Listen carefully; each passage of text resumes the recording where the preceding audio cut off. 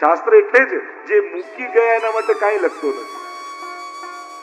આપી જાઓ તો પાછું ફરીને ભાગ્ય રૂપે આવશે, ખર્ચી નાખો તો ભોગવવું પડશે. એટલે જ આપણા હાથથી રોજ કંઈક દાન થવું જોઈએ.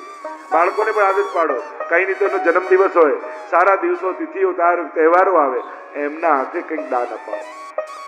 જન્મદિવસમાં પણ ભલે તમે પાર્ટી કરો, આનંદ કરાવો, મજા કરાવો, પણ એને 200-500 એવા આપો કે કોઈ એના હાથે ગરીબોને આપે.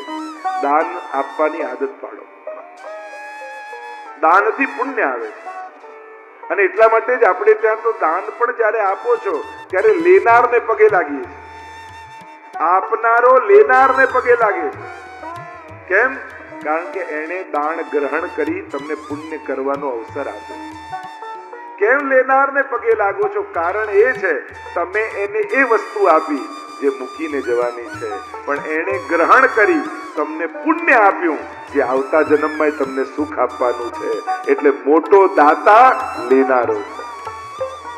એમ પણ તમારા જીવનમાં જેની પ્રેરણાથી ભક્તિ આવી હોય, જેની પ્રેરણાથી ભગવત સેવા આવી હોય, જેની પ્રેરણાથી પુણ્ય કરવાની ઈચ્છા જાગી હોય, એનો ઉપકાર જીવનમાં ક્યારે ભૂલતા નહીં.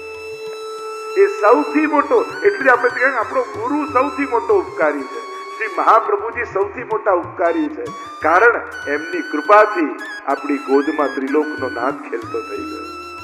એની કૃપા થકી આવા પવિત્ર વિચારો મારા શરીરમાં વસે છે. આ એનો ઉપકાર છે, આ એનું દાન છે, અદેય દાન.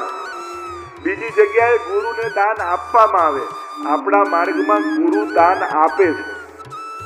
શેનું દાન આપે છે? કે કોઈ ના આપી શકે એવી વસ્તુનું. એવી કઈ? તો કે ઠાકોરજી. અદેય દાન દક્ષસ્ચ મહોદાર ચરિત્રવાન.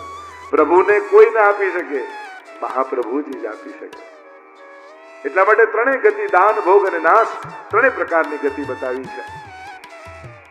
દાનનો એક વિવેક છે. અને કદાચ એટલું મારી વાત યાદ રાખજો, લખી રાખજો, આપો ભલે ગમે તેને, પણ ગમે તેનું ક્યારે લેતા નહીં. 100 વાર વિચારીને આપજો, 1000 વાર વિચારીને લેજો. કારણ કે આવતું બધું જ ફાયદાકારક હોય એ જરૂરી નથી. આપતા કદાચ નહીં વિચારો તો ચાલશે, લેતા પહેલા 1000 વાર વિચાર કરજો. કોનું લેવું એનો પણ એક વિવેક છે. ગમે તેનું નહીં લેવું, શાસ્ત્ર મના કરે. એટલે આપવાની તો ચર્ચા છે, લેવાની પણ ચર્ચા છે. નગરાજાએ દાન કર્યા, પણ એ દાનમાં એવો ચૂક થઈ ગઈ અને કાચિંડો બનીને પડ્યા છે. એટલા માટે બહુ વિવેકપૂર્વક શ્રદ્ધાથી આપો. શાસ્ત્ર કહે છે જ્યારે પણ આપો શ્રદ્ધાપૂર્વક આપો. અને અશ્રદ્ધાથી આપો છો તો વસ્તુ જાય છે, ફળે જાય છે. શ્રદ્ધા કરો, આપો. શરમથી આપણે આપીએ છીએ, શરમથી નહીં, ધર્મથી આપો, શ્રદ્ધાથી આપો. શ્રદ્ધયા દે કહ્યું સંવિદાદેયમ, સમજપૂર્વક આપો. તમારું આપેલું યોગ્ય જગ્યાએ વપરાય છે કે નહીં એ પણ વિચારવા જેવું છે. તમારા આપેલાથી ક્યાંક એનો બગાડ તો નથી થઈ રહ્યો ને, એ પણ વિવેક છે. અને એટલા માટે દાન લેનારી સંસ્થાઓએ પણ જાગૃત રહેવું કે આના માટે મળ્યું છે, આપણે પ્રયાસ કરીએ કે એના માટે જ વપરાય. એના વિવેક છે, જવાબદારીઓ છે. સંવિદાદેય, ખૂબ સમજપૂર્વક આપો. આપેલું ક્યારેય નકામું નથી જવાનું. વસ્તુ જશે પણ પુણ્ય બનીને ભાગ્યમાં આવી જશે. તો દાનના અનેકવિધ પ્રકાર બતાવવામાં આવ્યા. આગળ પૌંડક ઉદ્ધારની કથા આવી, દ્વિવિધ ઉદ્ધારની કથા આવી, નારદજી દ્વારા પ્રભુના ગ્રહસ્થાશ્રમ દર્શનની કથા આવી. નારદજીને થયું કે આ 5 જણા ઘરમાં શાંતિથી રહી શકતા નથી, તો ભગવાનનો આટલો મોટો પરિવાર એ લોકો કેમ રહેતા હશે? લાવ જઈને જોવું તો ખરા કે પ્રભુના ફેમિલીમાં શું ચાલે છે. ઘણાને બીજાના ઘરમાં ડોક્યુ કરવાના બહુ શોખ હોય. અને હવે તો ફેસિલિટી બી મળી ગઈ ને, ફેસબુક ને ઇન્સ્ટાગ્રામ. પોતાના ઘરે બેઠા બીજાના ઘરમાં શું ચાલે છે એને જોવાની બારી, એનું નામ ફેસબુક. એટલે બધા ફરવા જાય છે, આપણે જ નથી જતા. બધાએ નવી કાર લે છે, આપણે જ નથી લેતા. બીજાનું જોઈ આપણું જે હોય એનો આનંદ ગુમાવી દઈએ. લોકો ફેસબુકમાં 5000 ફ્રેન્ડ હોય પણ ઘરમાં બોલચાલ બંધ હોય. એટલે અજાણ્યા જોડે મિત્રતા જોડીને રાખે અને જેની જોડે રહેવાનું છે ત્યાં મોઢું ફુલાવીને ફરે. ગ્રહસ્થાશ્રમ ચેલેન્જ ક્યાંય બહાર નથી વૈષ્ણવો. આજના સમયમાં ચેલેન્જ ભગવાને આપેલા એ સંબંધીઓ સાથે રહેવામાં છે. એ 5 જણા જોડે પ્રેમથી રહી શકીએ છે એમાં જ આપણી પરીક્ષા છે. દુનિયામાં બહાર જઈને બધા સારા થઈને ફરતા હોઈએ છીએ, બધે જઈને મીઠું મીઠું બોલતા હોઈએ છીએ. તો ઘણી વાર લોકો એમ કે બહાર તો આવું સારું સારું બોલો, ઘરે જઈને ખીજાવો છો. પણ હા, ઘરે જ એને નાટક કરવાની ઘરે જરૂર નથી એટલે મનમાં જે છે કહી દે છે. બહાર તો નાટક કરવું જ પડે, નહીં તો ધંધો કેમ ચાલે? ત્યાં તો હસતો મોઢું રાખવું જ પડે. પણ કોઈ ઘરે ખીજાતું હોય તેમાં ગલત વાત નથી, કારણ ઘરે બિચારો દિલનું કહી દે છે, બીજે ક્યાં જઈને કે. અને આદર્શ પરિવાર એ જ છે જ્યાં પ્રેમ હોય તો ઝઘડો થાય, જ્યાં સૌહાર્દ હોય, જ્યાં લાગણી હોય, જ્યાં કેર હોય, આ બધું મિક્સ થઈને જ એક સ્વસ્થ પરિવાર બને છે ને. કોઈ પરિવારિતા, કોઈ આદર્શ પરિવાર એવો થોડી હોય કે પેલા પતિ બહારને આવીને ઉભા હોય ને પત્ની એમ કે આઈએ નાથ પધારીએ, આપકે લીએ ભોજન તૈયાર હે. આવું કઈ મહાભારત જેવું થોડી બોલે બધા. ઘણાને એમ થાય કે આવું બધું સિરિયલ જેવું બોલીએ તો જ આઈડિયલ ફેમિલી કહેવાય. ત્યાં તો એમ જ કહે ભાઈ જમવાનું પડ્યું જમી લો, ફરી ગરમ નહીં કરું. ઘરે તો એવું જ હોય. આ તો પરિવાર છે, ત્યાં નાટકની ક્યાં જરૂર છે? માણસ જેવો છે દિલ ખોલીને કહે છે. મૂળ વાત એ છે પારિવારિક ભાવના છે કે કદાચ સુખ આવ્યું ને જુદા જુદા સારા ઘર થયા, મકાન ભલે જુદા પડે મન જુદા ન પડે એની સાવધાની રાખવી. સુખ આવે તો વ્યવસ્થા કરે, માણસ આનંદથી રહે, એમાં થોડી કોઈ કમી છે કે ના બધા એ ભેગા રહેવા માટે એક જ ઓરડામાં પુરાયેલા રહે. ભેગા રહેવાનો અર્થ ભેગા થઈને જીવવાની વાત છે, બીજાના સુખ દુઃખમાં જોડે રહેવાની વાત છે, એકબીજાની ક્યાંક આવશ્યકતામાં ઊભા રહેવાની વાત છે કે હું ઊભો છું ને તું તારે કર, હું તારી સાથે છું ને. આમ ભેગું એક ભાવના છે, એને ફૂટપટ્ટીથી નહીં માપવાનું કે કોણ કેટલા ડિસ્ટન્સમાં છે અને કોણ ક્યાં રહે છે. એ તો વ્યવસ્થા છે. જેમ જેમ પરિવાર મોટા થતા જાય બધા પોતપોતાની વ્યવસ્થા કરતા જાય, પણ એ ભેગા જ છે જુદા રહીને પણ, જે દરેક પોતાના સુખ દુઃખમાં સાથ આપે છે. અમારા ઠાકોરજી શ્રી કૃષ્ણ સંબંધોથી ભાગતા નથી શીખવાડતા, સંબંધોને નિભાવતા શીખવાડે છે. તમે દરેક સંબંધમાં ઠાકોરજીને કૃષ્ણને મૂકીને જુઓ. દીકરો કેવો હોય કૃષ્ણ જેવો, ભાઈ કેવો હોય કૃષ્ણ જેવો, મિત્ર કેવો હોય કૃષ્ણ જેવો, પતિ કેવો હોય કૃષ્ણ જેવો. અનેક સંબંધોમાં તમે જુઓ, એના જેવો સંબંધી તમને કોઈ નહીં મળે. અમારા ઠાકોરજી જવાબદારીઓથી ભાગવાની વાત નથી કરતા, સામે આવીને જવાબદારીઓ નિભાવવાની વાત કરે. તમે એક એક જવાબદારીઓ જો હોય માતા પિતાની હોય પ્રભુએ નિભાવી. દેવકીજીએ કહ્યું મારા 6 બાળકો મરી ગયા, એ પાછા જોઈએ છે તો લઈને આવ્યા. એક ભાઈ તરીકેની જવાબદારી જો, પાંડવો સાથે કેટલા વર્ષ સુધી એમની મદદમાં હસ્તિનાપુર આવી રહી અને યુદ્ધ જીતાડ્યું. બેન સુભદ્રા અર્જુન સાથે પરણા કેટલા તમે એક એક સંબંધોમાં તમે જુઓ. મિત્ર કેવો હોય તો સુદામાને જઈને પૂછો. દરેક સંબંધો નિભાવ્યા છે ઠાકોર.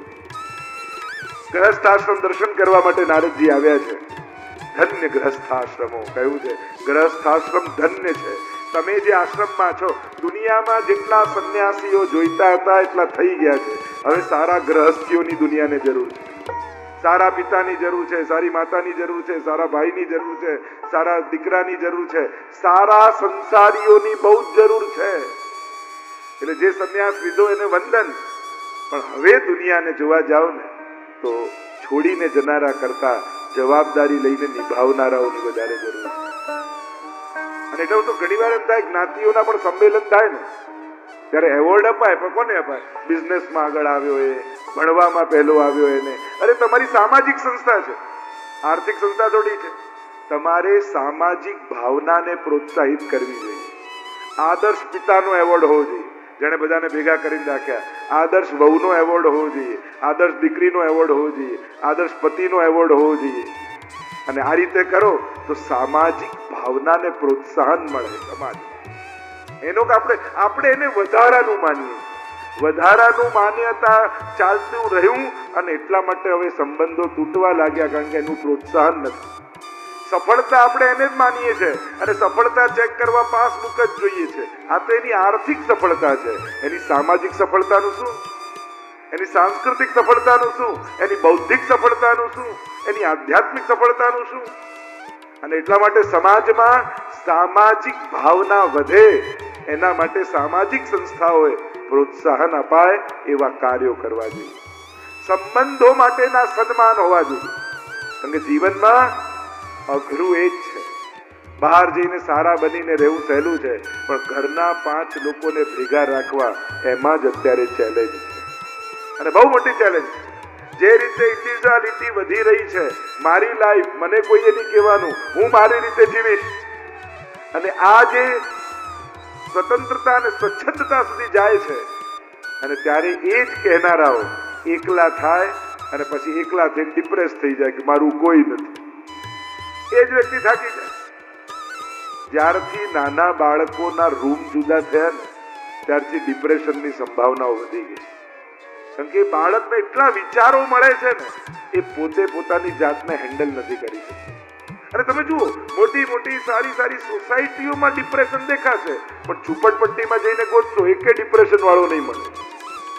કોઈ એમ કે અભાવથી આવે છે, તો અભાવથી નથી આવતું, વિચારથી આવે છે. જ્યારે તમારા વિચારો નેગેટિવ થવા લાગે છે, અને હવે પાછું ઊંધું થઈ ગયું, પહેલા ના મળ્યું એનું ડિપ્રેશન હતું, હવે બધું મળી ગયું એનું ડિપ્રેશન આવે છે. લો, લાઈફમાં ઇન્ટરેસ્ટ જ જતો રહ્યો, 40 યર્સમાં તો બધું મેં મેળવી લીધું, હવે શું જીવીને કરવાનું? લોકોની જીવન જીવવાની ઈચ્છા ખતમ થઈ રહી છે, અને આ સમાજ માટે બહુ ખતરનાક. 40 સુધી પહોંચતા પહોંચતા વેસ્ટર્ન કન્ટ્રીઝમાં એવું થઈ રહ્યું છે, 40-50 સુધી તેમ થાય કે બસ હવે બધું થઈ ગયું, હવે જીવીને શું કરવાનું? જીવન જીવવાની ઈચ્છા ખતમ થઈ જાય, અને આ ખતરાની ઘંટી છે. સારો પરિવાર હશે ને તો માણસને હૂંફ જીવાડી દેશે.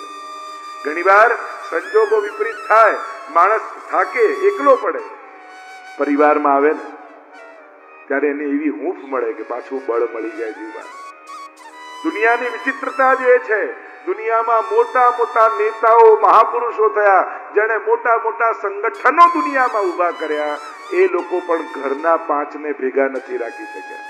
તમે ઇતિહાસ ચકાસી જુઓ, જેટલા મોટા મોટા નેતાઓ, મહાત્માઓ થયા, બધે ભગવાન દેખાયા, પણ ઘરના 5માં ના દેખાય.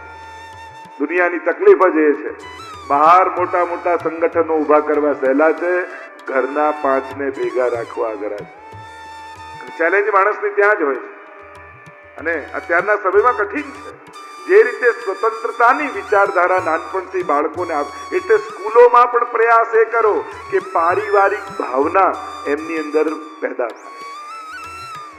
જ્યારે જ્યારે પરિવારનો દિવસ ઉજવાય, આપણે ત્યાં હિન્દુ સંસ્કૃતિમાં દરેક પ્રકારના પ્રસંગો છે, એટલે સ્કૂલથી ટ્રાય. કારણ કે જ્યારે ઘણીવાર શું થાય છે, ઇંગ્લિશ ભણવા મોકલીએ લેંગ્વેજ, અને ઇંગ્લિશ કલ્ચર શીખીને આવી જાય છે.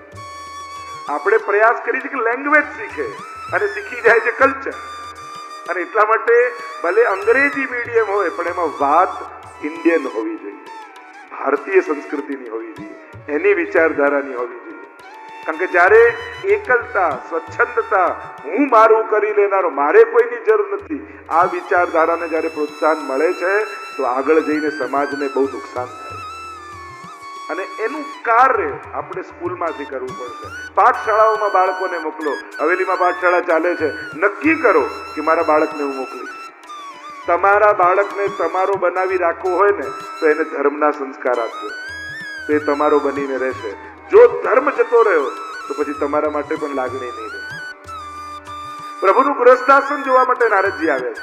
દરેક મહેલમાં જાય, જુએ તો ક્યાંક બાળકો સાથે રમી રહ્યા છે, ક્યાંક પત્ની સાથે ઈંડોળે ઝૂલી રહ્યા છે, ક્યાંક ભોજન કરી રહ્યા છે. દરેક ઘરમાં પ્રસન્નતા નારદજીને દેખાય.